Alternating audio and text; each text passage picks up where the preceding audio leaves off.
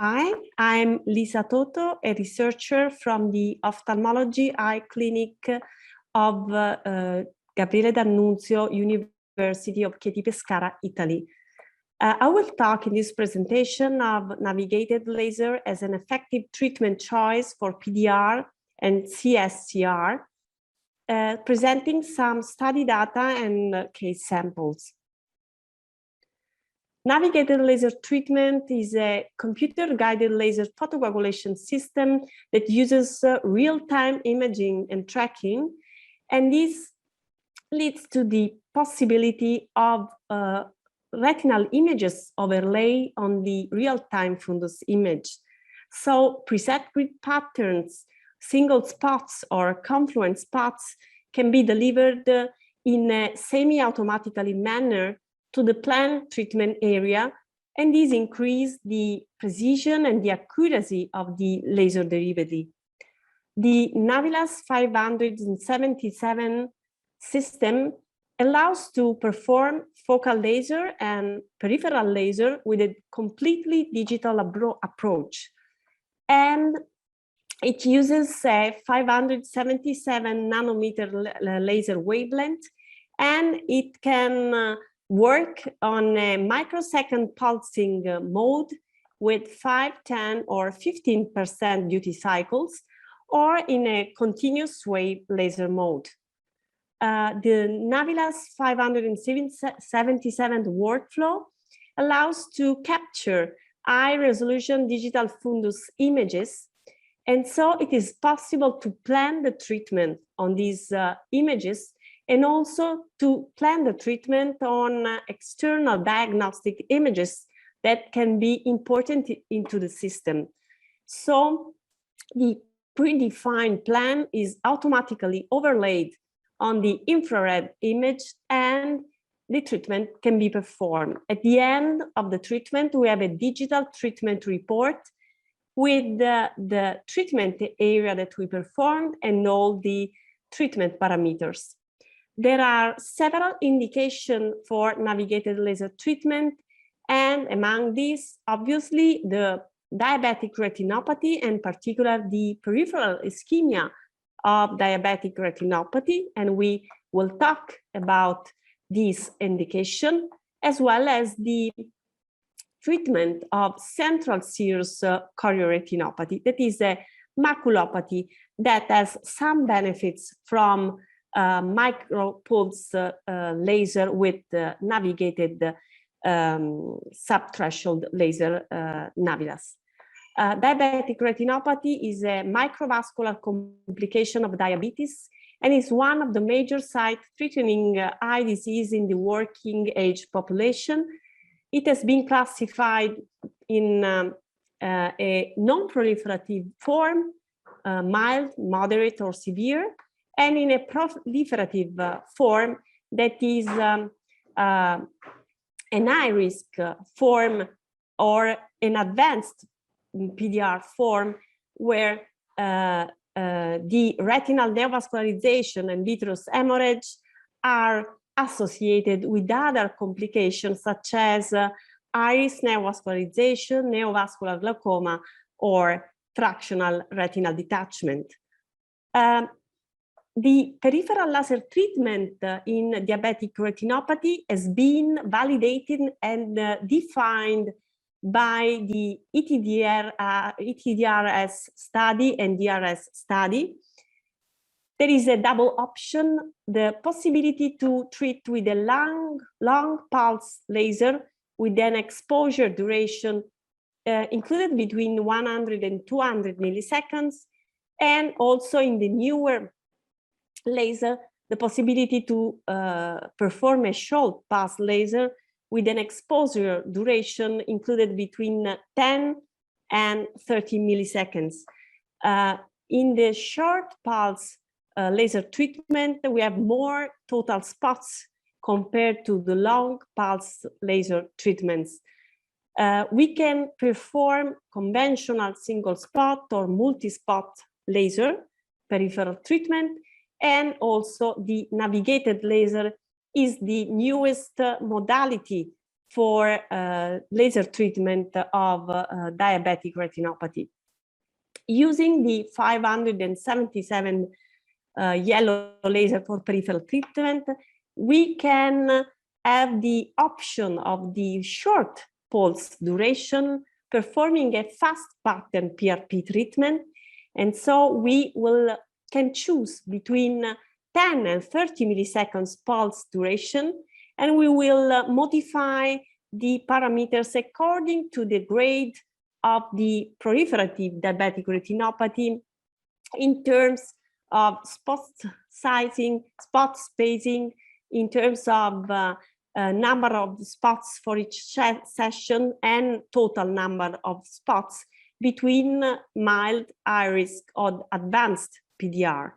And also with the yellow laser, we can also perform a long pulse laser treatment according to the ETDRS PRP treatment using 100 milliseconds pulse duration.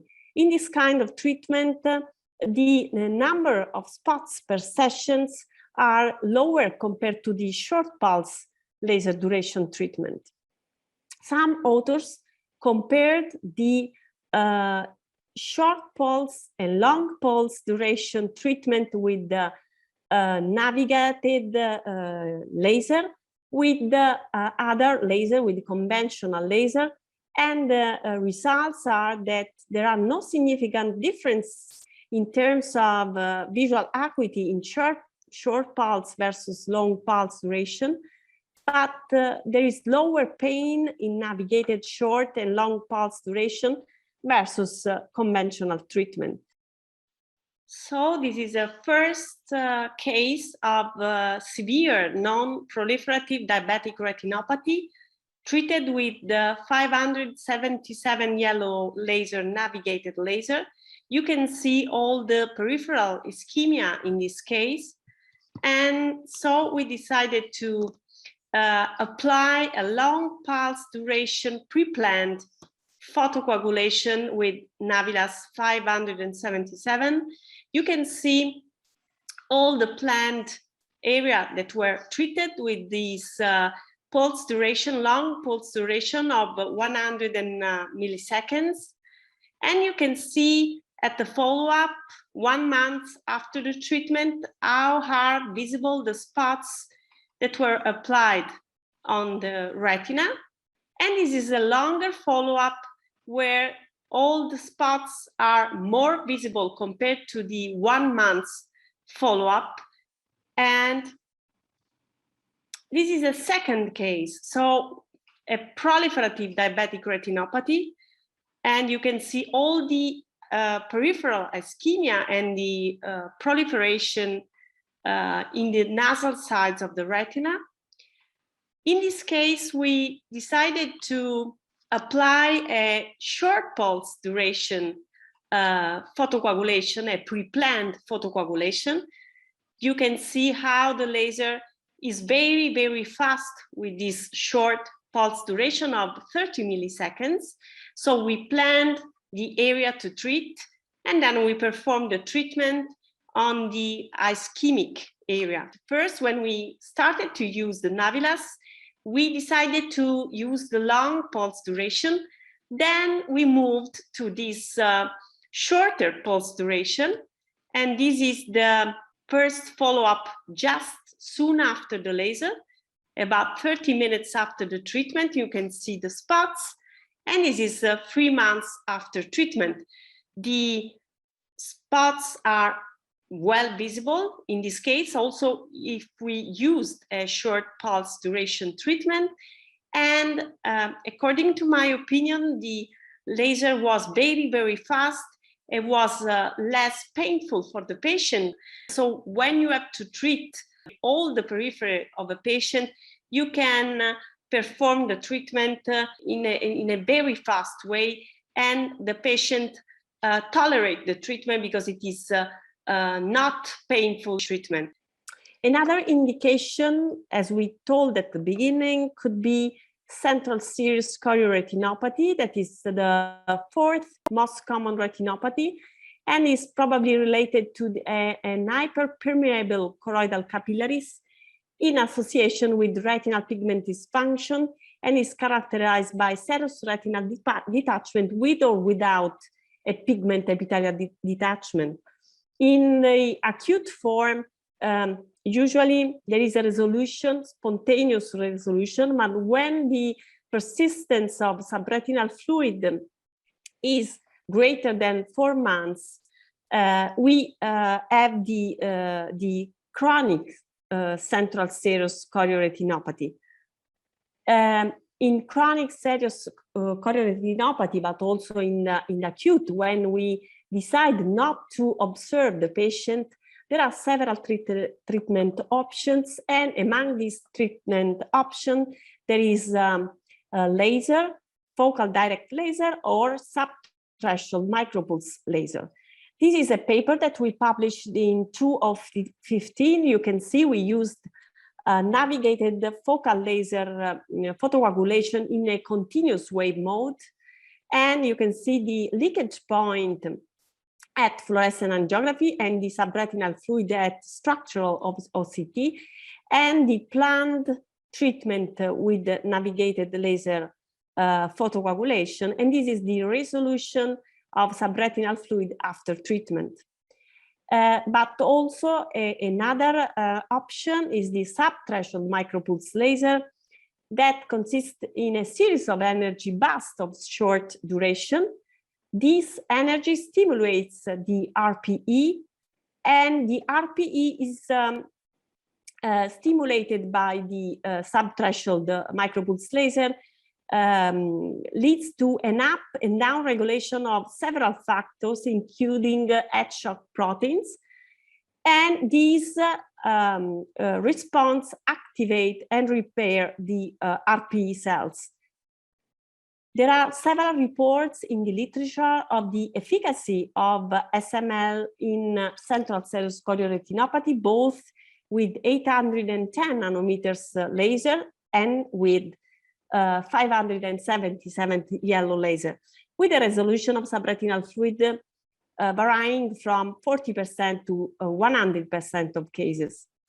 These are the suggested laser parameters for macular treatments. You can see the suggested laser treatments parameters for central serous chorioretinopathy from Jai Chablani, and that recommends confluent grid pattern covering the whole lesion, spot size of 100 microns, spot spacing 0, and a pulse duration of 100 milliseconds, duty cycle of 5%, and a titration in microsecond mode until barely visible burn, and a laser power that is set at 30% of a titrated energy.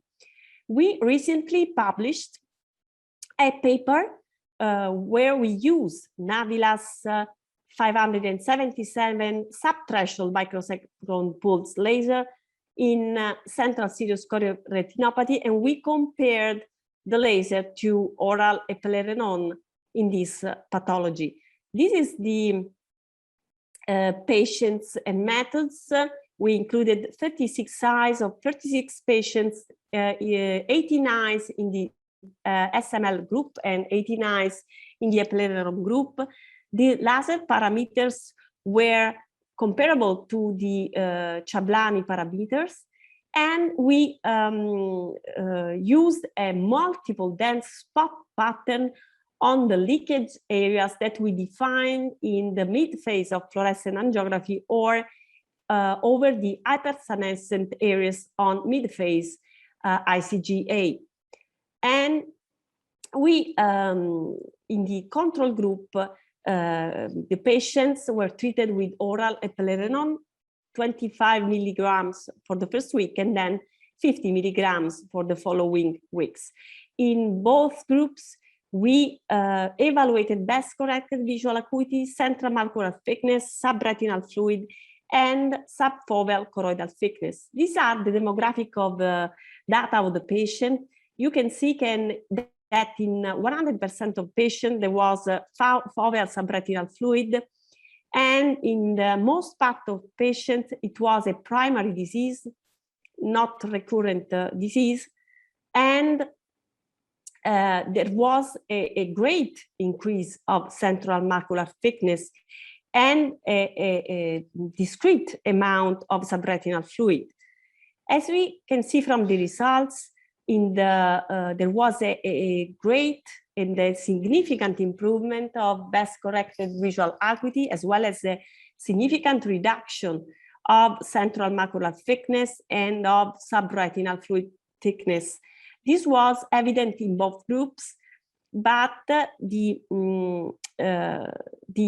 problem of the eplerenone therapy is that it is a systemic therapy. So in some of these patients, we had some complication related to the systemic therapy, particularly blood pressure problems or increase of potassium. That is one of the complications that can lead to the interruption of the systemic therapy. On the contrary, we had no complication in the Navilas group. And at 90 days, almost 56% of patients showed complete resolution of foveal subretinal fluid. And in 100% of patients, there was a reduction of subretinal fluid. This was an early term follow-up study. We only followed the patient for 90 days, and we only performed in this patient one treatment. But from our clinical practice and from the data of the literature, the subthreshold micropulse laser can be repeated on this patient.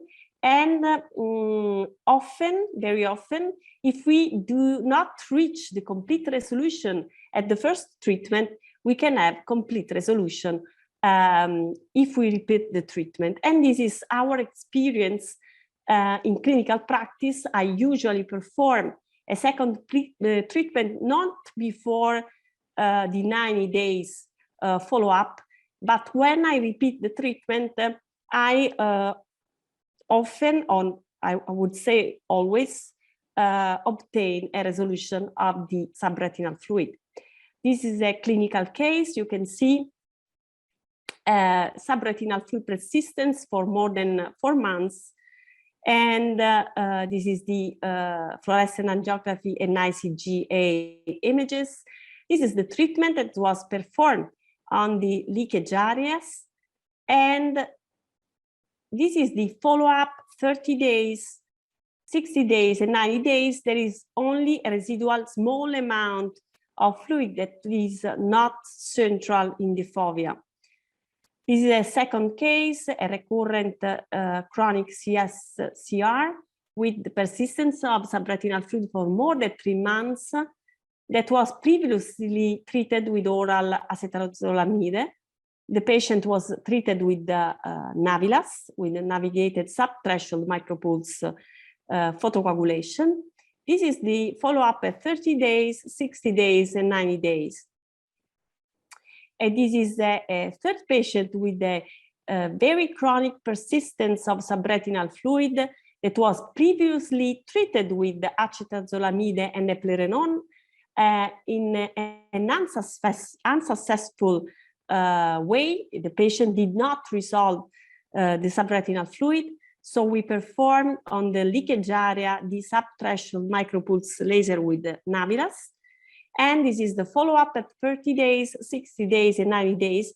You can observe the complete resolution of the subretinal fluid and the normal foveal depression after the treatment. So in conclusion, we can say that navigated 577 laser offers a safe, precise, and fast laser treatment for macular diseases and also for peripheral ischemia, and improve visual outcomes and avoids retinal complications. Thank you for your attention.